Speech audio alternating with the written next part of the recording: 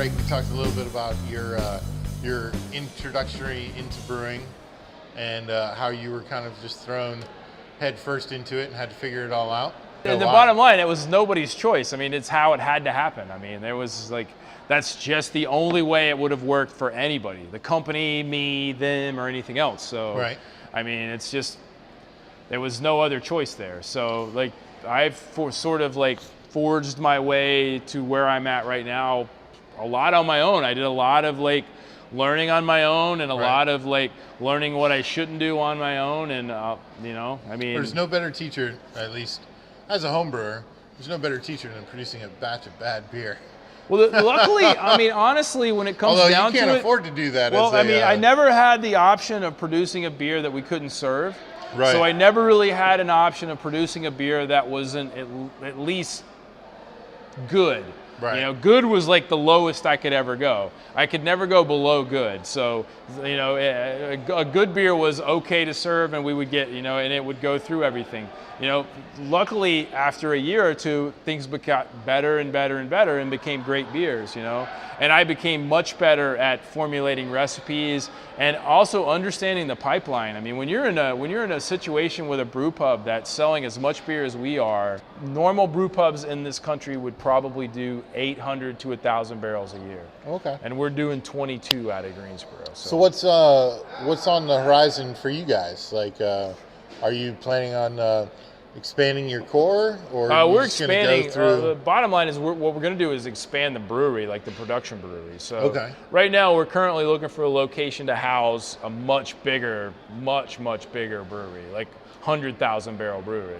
Nice. So to be a big East Coast player. So I mean, that's the goal right now. Right now we've expanded production. We're all of North Carolina. We're part of Virginia. We're into DC. We're part of South Carolina. We're going into Georgia, and as far as I know, we're going into Florida as well. So I mean, we've greatly expanded our footprint. Do a collaboration with Cigar City, man. Yeah, maybe. I mean, you know, I don't know. We haven't done a lot of collaborations, but you know, that would be a good one to do one with. So. Well, that's cool.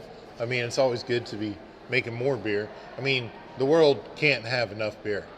Yeah, I mean, we definitely haven't peaked yet. You know, craft beer is definitely still on the rise, and it hasn't plateaued, so it surely hasn't peaked. But I think it's coming. You know, there's definitely a plateau coming, and it's going to shake a few guys out. I mean, the big thing at the Craft Brewers Conference this year, from what I understand, was quality, and the big talk was quality, and the fact that you've got all of these breweries coming on, and everybody's focus needs to be on quality of product, and that needs to be the only focus. Absolutely. I mean, you know, you only get one chance to serve someone your beer. Right.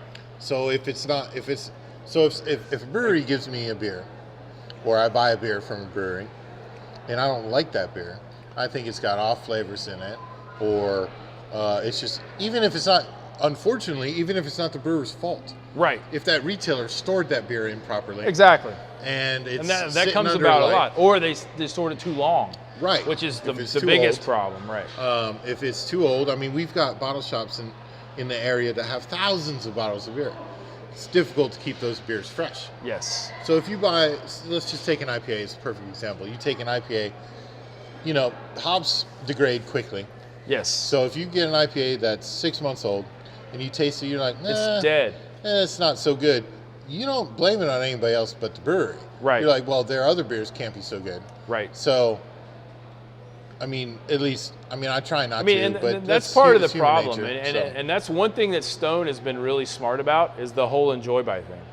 They were so smart to come out with the enjoy by. And it's the same thing that if you look at Pliny the Elder and you read the bottle and it plainly says on there, do not store this. Drink it now. This is not suitable for cellaring.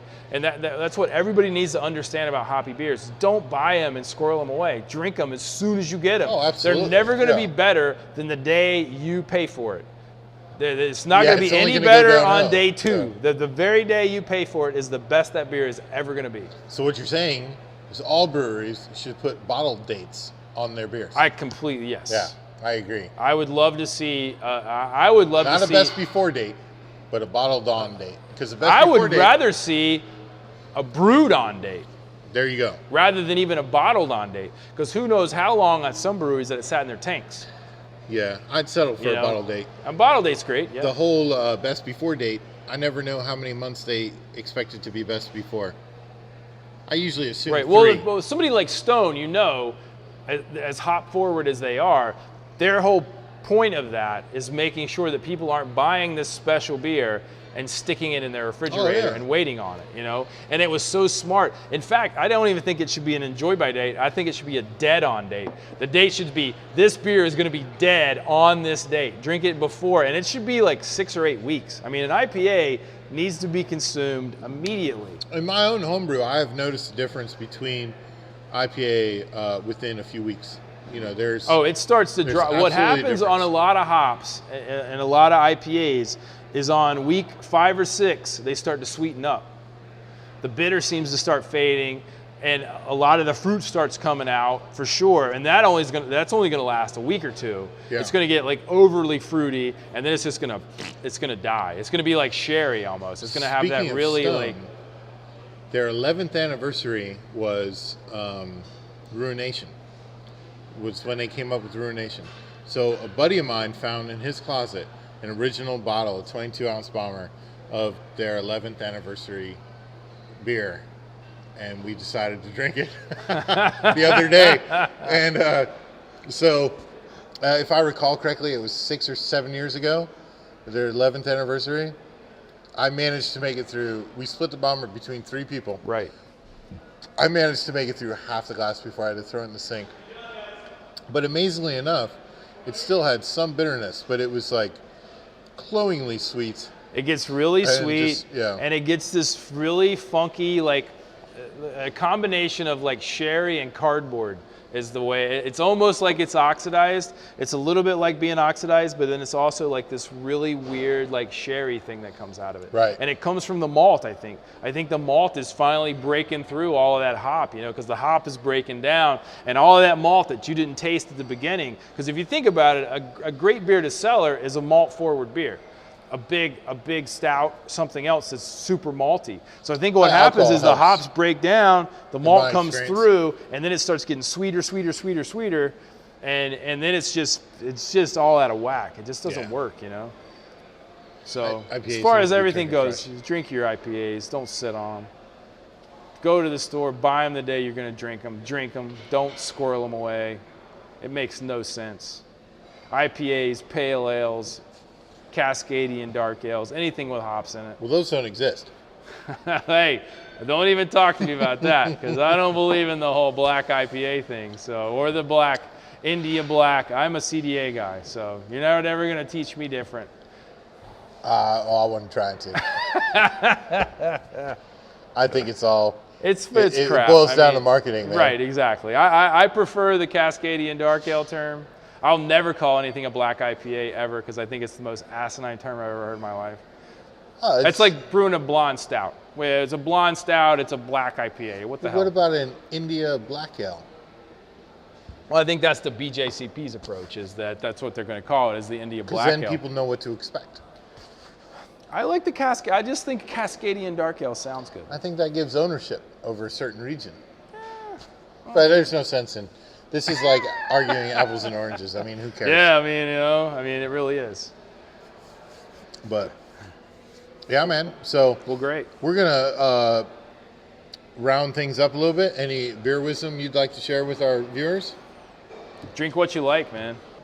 Just because somebody says something's not good doesn't mean you're not going to like it. Drink what you like. Don't be ashamed of what you like.